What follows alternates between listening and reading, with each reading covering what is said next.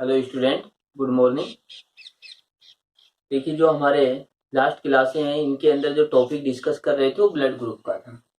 तो blood group जो है उसके बारे में हम डिस्कस कर रहे थे कि ब्लड ग्रुप कौन कौन से हैं।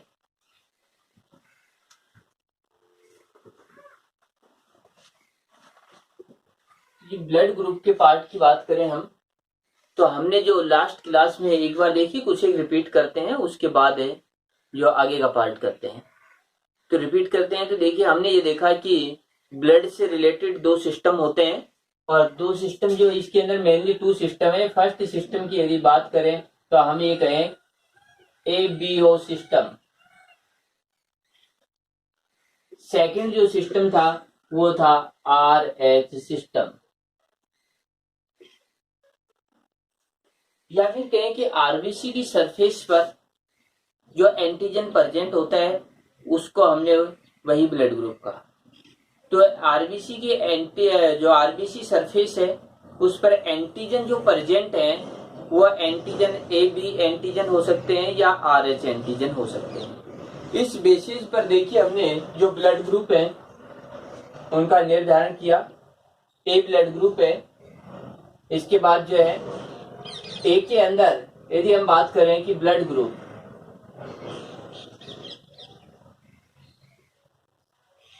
तो ब्लड ग्रुप A है। इसके अंदर जो एंटीजन था वो A था, यानी जिस ब्लड आरबीसी की जो सरफेस पर जो एंटीजन है वही ब्लड ग्रुप। यदि बात करें एंटीबॉडी की, तो इसके अंदर एंटीबॉडी इसके कॉमन नहीं मिलेगा, इससे अलग मिलेगा, तो हम ये कहें एंटीबॉडी बी। यदि बात करें ब्लड ग्रुप बी की, तो इसके अंदर यदि हम देखें तो इसके अंदर ये था एंटीजन बी और एंटीबॉडी ए। इसी प्रकार से AB की बात करें तो एंटीजन A और B दोनों प्रेजेंट है, और एंटीबॉडी 0 रहते हैं, कोई भी नहीं है। और O की बात करें तो यहाँ पर हम ये कहें कि एंटीजन यदि करें तो 0, और एंटीबॉडी की बात करें तो A and B both antigen are present. तो यहाँ पर यदि हम कहें कि ब्लड ग्रुप, तो ये हुए AB और इसके बाद AB and O blood group. इसके बाद यदि हम बात करें कि RH से रिलेटेड, जिसके अंदर RH फैक्टर प्रेजेंट होता है उसको तो हम कहते हैं पॉजिटिव। इसका मतलब इसमें RH फैक्टर है ये प्रेजेंट है।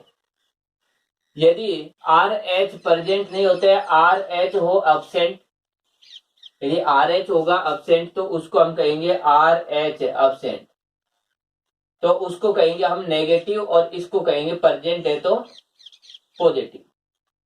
तो इसी प्रकार से A positive and A negative, B positive and B negative, AB positive and AB negative, O positive and O negative. इसके अंदर RH प्रेजेंट है और इसके अंदर RH एब्सेंट है। प्रेजेंट के लिए ये दिया प्लस, एंड एब्सेंट के लिए हम ये कहें माइनस। तो ये पार्ट थे जो हमने डिस्कस किए थे कि ब्लड ग्रुप कौन से, A positive A negative, B positive B negative, AB positive AB negative, O positive and O negative. किस बेसिस पर? AB या AB और O ब्लड ग्रुप निकाले एंटीजन के बेसिस पर कि A एंटीजन है या B है या फिर AB दोनों ही है, या फिर कहें कोई एंटीजन नहीं है। पॉजिटिव और नेगेटिव निकाले RH फैक्टर के अकॉर्डिंग। यदि RH फैक्टर प्रेजेंट है आरबीसी की सरफेस पर तो पॉजिटिव, यदि RH फैक्टर प्रेजेंट नहीं है तो नेगेटिव। तो ये पार्ट हमने किए थे। अब देखिए, इसी से रिलेटेड यदि हम बात करें तो इसके अंदर देखिए एक पार्ट ये आ जाता है कि जो RH फैक्टर है, ये RH फैक्टर से रिलेटेड यदि हम देखें तो हम ये कहेंगे कि 85% ऐसे होते हैं जो RH पॉजिटिव है, और 15% ऐसे हैं जो RH नेगेटिव होते हैं। यानी हम बात करें पूरे वर्ल्ड की बात करें तो पूरे वर्ल्ड के अंदर जो ब्लड ग्रुप है उनमें 85% व्यक्ति हैं, या 85% ह्यूमन बीइंग जो है उसके अंदर RH पॉजिटिव है, और 15% RH नेगेटिव ह्यूमन है। तो ये पार्ट हुआ। इसके बाद यदि देखिए हम इंडिया की बात करें तो इंडिया के अंदर 93 पॉजिटिव है RH पॉजिटिव और 7% RH नेगेटिव है। ये इंडिया की बात है और ये पूरे वर्ल्ड की बात है। इसके बाद देखिए कि यहाँ पर RH फैक्टर्स है, इससे रिलेटेड कुछ एक क्वेश्चन भी जो हमारे सिलेबस के अकॉर्डिंग भी है, आ भी सकता है इस टाइप का क्वेश्चन कि RH नेगेटिव जो रहता है इसमें RH के लिए कोई भी एंटीबॉडी नहीं होते हैं। देखिए इसको थोड़ा सा समझेंगे तब कहीं होगा। RH नेगेटिव कोई भी व्यक्ति है उसकी बॉडी में RH को ये कहीं डिस्ट्रॉय करने के लिए कोई एंटीबॉडी नहीं होते हैं, न तो RH फैक्टर है न ही एंटीबॉडी है इसको डिस्ट्रॉय करने के लिए। इसके बाद जिसके अंदर RH पॉजिटिव फैक्टर है उसके अंदर RH पॉजिटिव फैक्टर तो होता है लेकिन एंटीबॉडी नहीं होता है इसको डिस्ट्रॉय करने के लिए। तो हम ये कहें कि RH फैक्टर है, जब वो RH फैक्टर किसी भी ह्यूमन में प्रेजेंट रहता है तो उसको डिस्ट्रॉय करने के लिए एंटीबॉडी नहीं होते हैं। बट यदि RH नेगेटिव कोई भी व्यक्ति है उसको RH पॉजिटिव का ब्लड दिया जाता है, ट्रांसफर कर दिया ब्लड, हमने इसका ब्लड इसमें ट्रांसफर किया है। तो जब ये जो ब्लड है इसको ट्रांसफर करेंगे तो ये था RH नेगेटिव, एंटीबॉडी भी एब्सेंट थे, लेकिन जब ये एंटीजन इसमें एंट्री करेगा RH पॉजिटिव, तब इस RH पॉजिटिव एंटीजन को डिस्ट्रॉय करने के लिए इस व्यक्ति में एंटीबॉडी फॉर्मेशन होंगे, यानी RH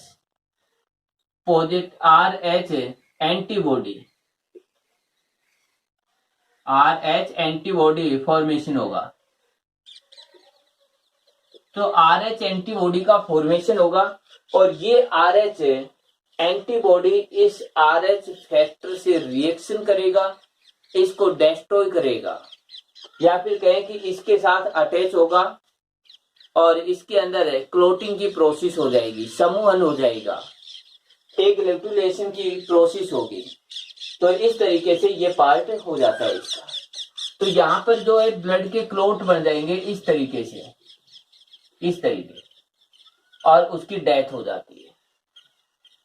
तो सीधा सिंपल अर्थ ये हुआ कि यदि कोई RH नेगेटिव ह्यूमन है उसकी बॉडी में RH पॉजिटिव ब्लड को ट्रांसफर कर दिया जाए तो उस व्यक्ति में RH एंटीजन को डिस्ट्रॉय करने के लिए RH एंटीबॉडी बनेंगे और वो एंटीबॉडी उस एंटीजन से रिएक्शन करेंगे और ब्लड जो है उसका एक ग्लूटामेशन की प्रोसेस होगी या क्लोटिंग की प्रोसेस होगी और उस व्यक्ति की डेथ हो जाती है।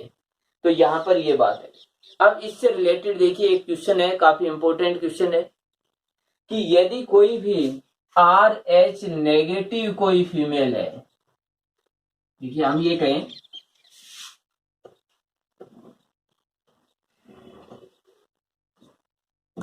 कि यदि बात ये करें कि RH जो फीमेल है RH नेगेटिव, यहां पर यदि ये कहें कि सेकंड पार्ट है RH पॉजिटिव मेल है,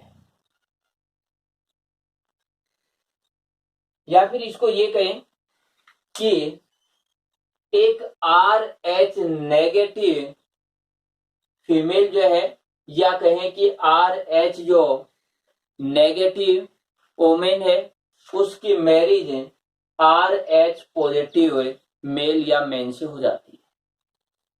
तो इस समय इनके अंदर जब मीटिंग या कहें कि रिप्रोडक्शन की प्रोसेस होगी तो इनसे जो ऑफ स्पेयरिंग या इनसे जो संतानें उत्पन्न होंगी, यदि उनकी बात करें तो वो किस टाइप की संतानें होती है। तो यहां पर देखिए यदि RH नेगेटिव फीमेल है और RH पॉजिटिव मेल है तो इससे जो होंगी वो RH पॉजिटिव ऑफ स्पेयरिंग होंगी, या फिर कहें कि ये जो है डॉटर्स होंगी।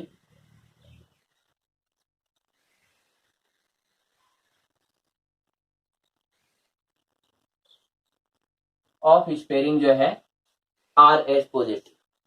यदि हम बात करें कि यदि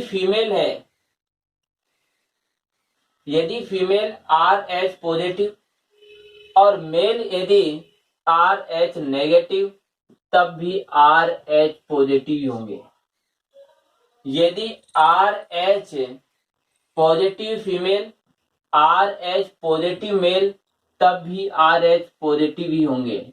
और यदि आर एच नेगेटिव फीमेल और आर एच नेगेटिव मेल, तब उससे होते हैं आर एच नेगेटिव जो प्रोजेनी या ऑफ स्पेयरिंग होती है वो प्रोड्यूस होती है। तो हम ये कहें कि यदि मेल या फीमेल में से कोई एक भी आर एच पॉजिटिव है तो उसकी जो डॉटर्स या जो संतानें होंगी वो हमेशा आर एच पॉजिटिव होंगी। आर एच नेगेटिव तब होंगी जब मेल एंड फीमेल दोनों ही आर एच नेगेटिव होते हैं।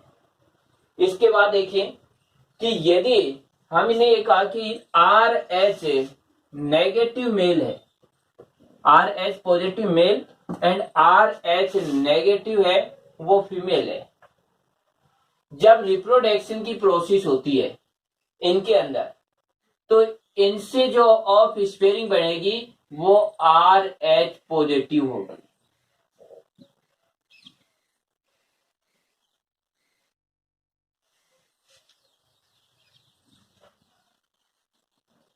तो ये जो है ऑफ स्पेयरिंग जो बनेंगी वो कैसे रहेंगे, आर एच पॉजिटिव रहेंगे।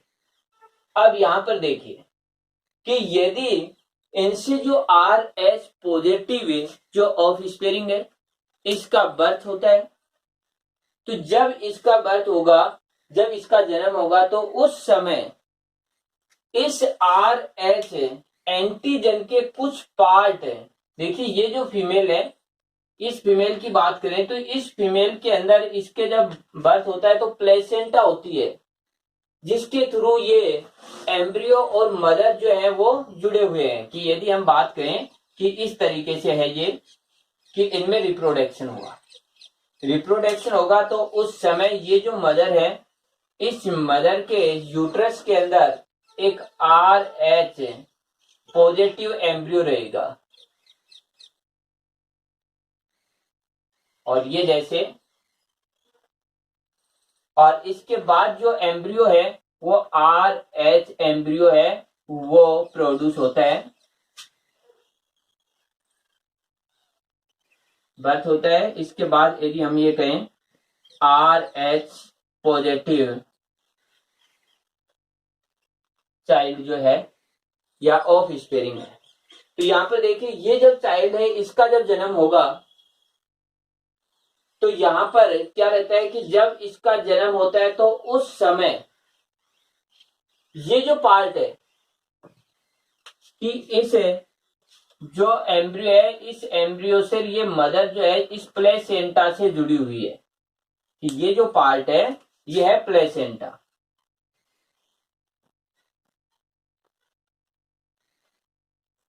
प्लेसेंटा है तो ये जो प्लेसेंटा है इस प्लेसेंटा से ये अटैच है। जब इसका बर्थ होता है तो उस समय ये प्लेसेंटा है ये यहां से हटती है और इसका जन्म होता है और ये प्लेसेंटा भी फिर बॉडी से बाहर आ जाती है। अब जब ये टिश्यू जो रहते हैं आपस में अटैच हैं, जब ये टिश्यू अलग होते हैं तो यदि इस स्थिति की हम बात करें तब देखना कि यहां से कुछ पार्टिकल्स या आर एच जो एंटीजन है वो इस मदर के बॉडी में चले जाते हैं। आर एच एंटीजन जन्म के समय एम्ब्रियो का जन्म होगा तब ये प्लेसेंटा और एम्ब्रियो के टिश्यू जो मदर टिश्यू से अटैच हैं, तो ये अटैच टिश्यू रहते हैं, जब ये ब्रेक होते हैं टूटते हैं तब आर एच एंटीजन जो रहते हैं वो एंटीजन मदर की बॉडी में एंट्री कर जाते हैं। अब यहां पर देखिए मदर की बॉडी में एंट्री करने के बाद इस मदर की बॉडी के अंदर आर एच एंटीबॉडी का फॉर्मेशन होता है जो इसको डैमेज करना चाहता है, डिस्ट्रॉय करना चाहता है। लेकिन यहां पर यदि देखें तो ये जो पार्ट रहता है इस पार्ट की यदि बात करें तो जैसे तो अब देखिए, लेकिन ये एंटीबॉडी है, ये सफिशिएंट अमाउंट में नहीं होते हैं, इसीलिए यहाँ पर ये इससे इतने इस विशेष जो है या कहें कि स्पीडली कोई रिएक्शन नहीं करते हैं, कोई विशेष एक्टिव रिएक्शन यहाँ पर नहीं होती है। ये स्थिति है फर्स्ट डिलीवरी के टाइम की। फर्स्ट डिलीवरी के टाइम यदि कोई RH negative female and RH positive male है, इनकी मैरिज होती है, इनसे जो संतानें प्रोड्यूस होती हैं, तो जब फर्स्ट संतान जब या फर्स्ट जो चाइल्ड है उसका बर्थ होता है, तो उस समय RH पॉजिटिव जो चाइल्ड है वो उत्पन्न होगा। तो इस समय RH पॉजिटिव जो फैक्टर रहते हैं वो मदर के बॉडी में चले जाते हैं। मदर वास्तविक रूप से रियलिटी में मदर नेगेटिव थी और ये चले गए इसमें। जब इसमें RH पॉजिटिव फैक्टर आएंगे तो मदर की बॉडी उन RH फैक्टर को नष्ट करना चाहती है।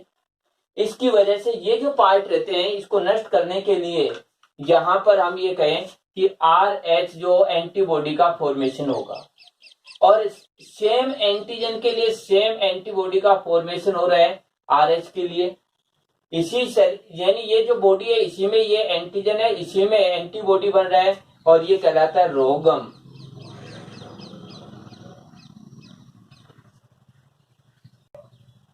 तो ये रहते हैं रोगम एंटीबॉडी।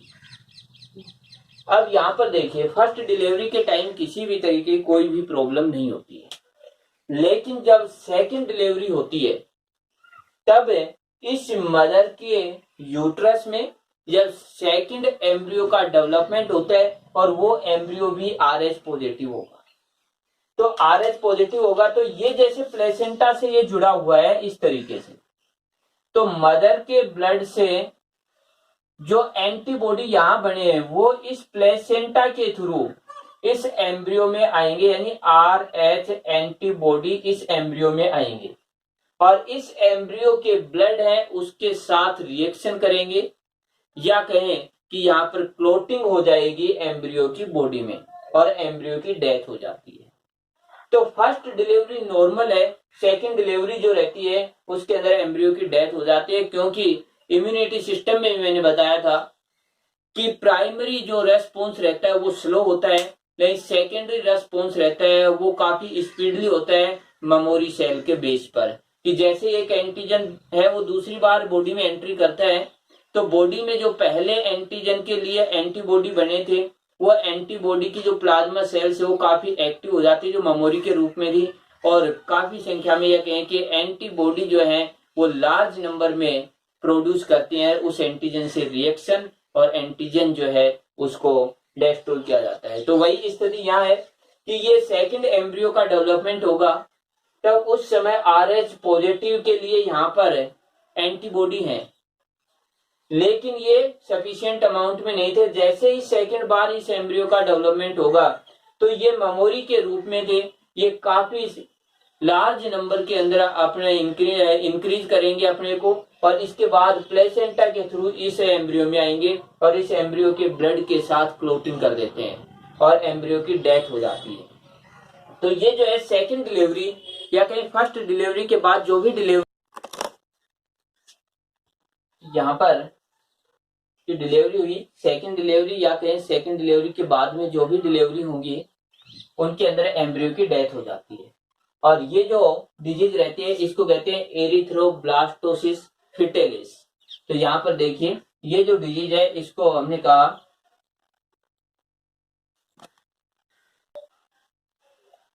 Erythroblastosis fetalis disease. ये जो डिजीज रहती है इसको एरिथ्रोब्लास्टोसिस फिटेलिस डिजीज कहते हैं। यदि इस डिजीज की हम बात करें तो आज जो है इसका पहले ट्रीटमेंट नहीं था, लेकिन अब इसका ट्रीटमेंट है।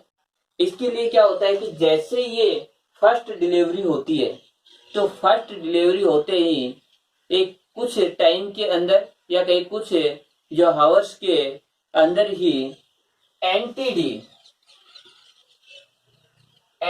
डी का इंजेक्शन लगा दिया जाता है या वैक्सीन दी जाती है। तो एंटी डी वैक्सीन जो है वो लगाई जाती है, जिससे जो ये एंटीबॉडी बन रहे हैं इन एंटीबॉडी से ये एंटी डी है ये रिएक्शन करता है और मदर की सेल के अंदर इन एंटीबॉडी को डिस्ट्रॉय कर देता है, जिससे सेकंड जो प्रेग्नेंट होने के टाइम में जैसे है तो यहाँ पर मेमोरी के रूप में एंटीबॉडी नहीं बचेंगे, तो सेकंड जो एम्ब्रियो है उसका डेवलपमेंट भी सही होगा और डिलीवरी भी सही होगी। इसके साथ ही एक और भी है कि यदि कई बार ऐसी कंडीशनें हो जाती हैं कि ये प्रोसेस नहीं हो पाई हो, तो जो एम्ब्रियो रहता है उसके पूरे ब्लड जो है कंप्लीटली ब्लड रहता है उसको ही चेंज किया जाता है, कि जैसे एम्ब्रियो का बर्थ होता है उसके बाद उसके कंप्लीट ब्लड जो है उसको चेंज कर दिया जाता है। तो ये पार्ट थे हमारे कि जिसके अंदर हम ये कहें कि जो ब्लड ग्रुप है। अब देखिए एक टेबल है जिसके अकॉर्डिंग हम इन सभी ब्लड ग्रुप हैं या जीन है उनको रिप्रेजेंट करेंगे। तो यहाँ पर देखिए जीन से रिलेटेड जो पार्ट है वो जेनेटिक्स में आए हैं, यदि जेनेटिक्स के पार्ट है उनकी इनहेरिटेंसी है वो समझ में आती है तो ये भी आते हैं। यहाँ पर देखिए हमने जेनेटिक्स में ये कहा किसी एक कैरेक्टर को कंट्रोल करने के लिए या डिटरमाइन करने के लिए एक जीन की रिक्वायरमेंट होती है। तो यहां पर कैरेक्टर हुआ एंटीजन।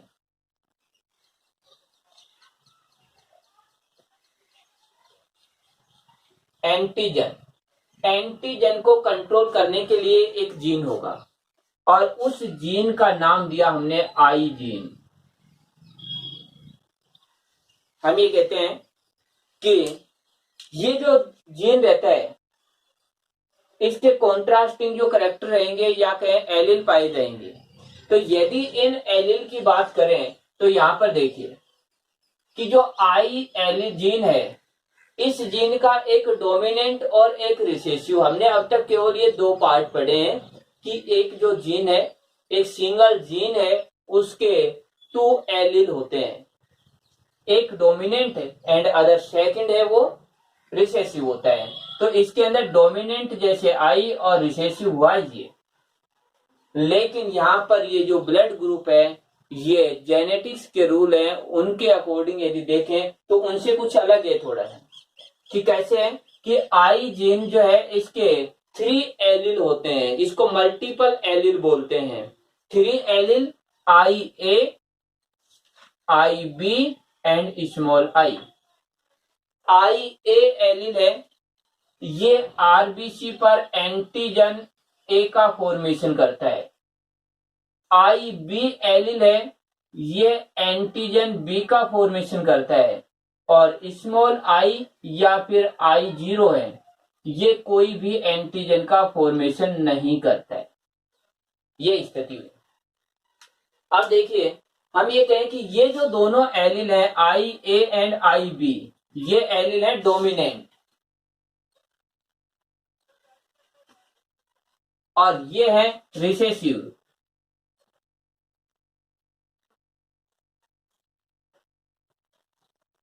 तो ये जो है रिसेसिव है और ये रहते हैं डोमिनेंट। तो यहां पर देखिए ये डोमिनेंट है, जब ये प्रेजेंट रहेंगे तब अपने करैक्टर दिखाएंगे, ये करैक्टर नहीं दिखाएगा। जब इन दोनों में से कोई प्रेजेंट नहीं रहेगा तब ये करैक्टर दिखाएगा। तो यहाँ पर एंटीजन नहीं है तो ब्लड ग्रुप होगा ओ, यहाँ पर एंटीजन बी है तो ब्लड ग्रुप होगा बी, यहाँ पर एंटीजन ए है तो ब्लड ग्रुप रहेगा ए। और यदि ये दोनों एक साथ हैं कि आई ए और स्मॉल जैसे आई ए आई बी है तब उस समय ब्लड ग्रुप हो जाएगा ए बी, क्योंकि एंटीजन ए और बी का फॉर्मेशन होगा। तो इस बेसिस पर देखिए हम एक स्थिति बनाते हैं कि एंटीजन की बात करें तो एंटीजन ए यानी एंटीजन ए की बात करें तो हम ये कहें जिस भी ब्लड ग्रुप में जो एंटीजन प्रेजेंट रहेगा वही उसका ब्लड ग्रुप है। यदि एंटीजन ए है तो ब्लड ग्रुप क्या रहेगा, देखिए ये ब्लड ग्रुप हुआ ए। इसके बाद हम ये कहें कि आर एच फैक्टर की बात करें, यदि आर एच फैक्टर प्रेजेंट है तब उस समय हम इसको कहेंगे ए पॉजिटिव। यदि आर एच प्रेजेंट है तो क्या कहेंगे ए पॉजिटिव। अब बात करें कि इसकी जेनेटिक, तो यहां पर यदि जीन की बात करें जीनोटाइप में IA या फिर कहें कि IA और स्मॉल आई ये हो सकता है। इसके बाद हम बात करें सेकंड, यदि देखें कि एंटीजन यदि BA है, यहां पर ब्लड ग्रुप A, लेकिन ये अब्सेंट है, यानी ये पार्ट अब्सेंट है, तो ये हो जाएगा नेगेटिव और जीनोटाइप यही रहेगी। इसी प्रकार से यदि हम बात करें इसके कि एंटीजन B प्रेजेंट हो, तो उसके लिए ब्लड ग्रुप हो जाएगा B, और RH यदि प्रेजेंट है तो इसको लिखेंगे B पॉजिटिव। और जीनोटाइप की बात करें तो देखिए एक तो IB या फिर कहें IB और स्मॉल आई ये हो सकता है। इसके बाद यदि हम कहें कि B एंटीजन है लेकिन RH अब्सेंट है, तो यहां पर ब्लड ग्रुप हो जाएगा B नेगेटिव, जीनोटाइप यही रहेगा। इसी प्रकार से यदि हम बात करें एंटीजन AB की, दोनों प्रेजेंट है, तो यहां पर ब्लड ग्रुप हो जाएगा AB। यदि RH प्रेजेंट है तो यहां पर हम ये कहें कि इसको लिखें पॉजिटिव। और यदि जीनोटाइप की बात करें तो IB,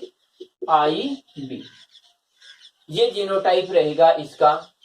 इसके बाद देखिए अगला, यदि हम बात करें कि AB एंटीजन है लेकिन RH अब्सेंट है, तो हम यहां पर लिखेंगे AB नेगेटिव है, और जीनोटाइप इसका यही रहेगा। इसके बाद देखिए अगला पार्ट आता है कि मान लेते हैं कि एंटीजन जो है वो कोई भी नहीं है, जीरो है, RH यहां पर प्रेजेंट है, तो यहां पर हो जाएगा O पॉजिटिव। और यदि हम बात करें जीनोटाइप की, तो यहां पर जीनोटाइप ये मिलेगा। यदि O है, जहां पर RH अब्सेंट है, तो इसको लिखेंगे O नेगेटिव, और ये हो जाएगा यही। इसके बाद एंटीबॉडी की बात करें तो एंटीबॉडी एंटीजन से अपोजिट होता है, तो एंटीबॉडी यानी A है तो एंटीबॉडी B, और B है तो एंटीबॉडी A। और यदि हम बात करें कि इधर AB है तो एंटीबॉडी अब्सेंट, और ये है तो इसका अलग A व B दोनों। ये अब हम देखते हैं कौन किसको ब्लड देगा, कौन किसका ब्लड देगा। तो यहां पर देखिए जो डोनर रहता है उसका एंटीजन और जो एक्सेप्टर रहता है उसका एंटीजन ये कॉमन नहीं होने चाहिए। यदि हम बात करें एक्सेप्टर है, इसका एंटीबॉडी, और जो डोनर है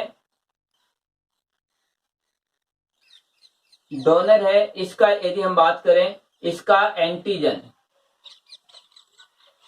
ये कॉमन नहीं होने चाहिए, या फिर कहें सेम जो है नहीं होने चाहिए। इस चीज को विशेष ध्यान दे लेना। उसके बाद हम अपने आप इनसे डिसाइड कर सकते हैं। देखिए हम ये कहें कि कोई व्यक्ति जिसका ब्लड ग्रुप A है, A ब्लड ग्रुप के जो व्यक्ति है उसको ब्लड देना है, तो किसका देंगे? हम क्या करें, डोनर है उसका एंटीजन देखेंगे, और एक्सेप्टर है उसका एंटीबॉडी। तो इसके अंदर एंटीबॉडी कौन सा है? एंटीबॉडी B मिलेगा इस व्यक्ति में। अब इसको हम देते हैं, मान लेते हैं कि A का, इसका, तो यहां पर देखिए इसके बॉडी के अंदर एंटीजन A है, तो हम क्या कहते हैं, डोनर का एंटीजन और एक्सेप्टर का एंटीबॉडी। तो डोनर है उसका एंटीजन हुआ A, ये मैच नहीं करते, इसका मतलब दे सकते हैं। इसके बाद हम B का देना चाहें तो B के अंदर एंटीजन क्या हुआ, मान लेते हैं कि इसका नहीं देकर के डोनर है उसका ब्लड ग्रुप है B, उसमें एंटीजन है B, और इधर इस एक्सेप्टर जो है, एक्सेप्टर है इसके अंदर एंटीबॉडी B, ये मैच कर जाएंगे, क्लोटिंग हो जाएगी, तो नहीं दे पाएंगे। इसके बाद हम बात करें कि AB की, तो AB के अंदर यानी डोनर है उसके अंदर AB ब्लड ग्रुप है, उसके अंदर एंटीजन AB है और B भी है, तो B के साथ इसकी क्लोटिंग हो जाएगी। A के साथ तो नहीं होगी लेकिन B के साथ हो जाएगी, तब भी ब्लड का आधा पार्ट क्लोट हो जाएगा, नहीं दे सकते। इसी प्रकार से यदि O की बात करें तो O के अंदर कोई भी डोनर है उसका ब्लड ग्रुप हुआ O, एंटीजन भी 0 है, कोई रिएक्शन नहीं होगी, इसलिए दे सकते हैं। तो यहाँ पर देखिए जो डोनर रहता है उसका एंटीजन और एक्सेप्टर रहता है उसका एंटीबॉडी, मैच नहीं करना चाहिए, इस बेस पर हम किसी का भी निकाल सकते हैं। इसके बाद यदि हम बात करें तो देखिए जो ब्लड ग्रुप जो यदि हम बात करें यूनिवर्सल एक्सेप्टर रहता है ए बी, यानी universal acceptor A B blood group है, और यूनिवर्सल डोनर जो रहता है वो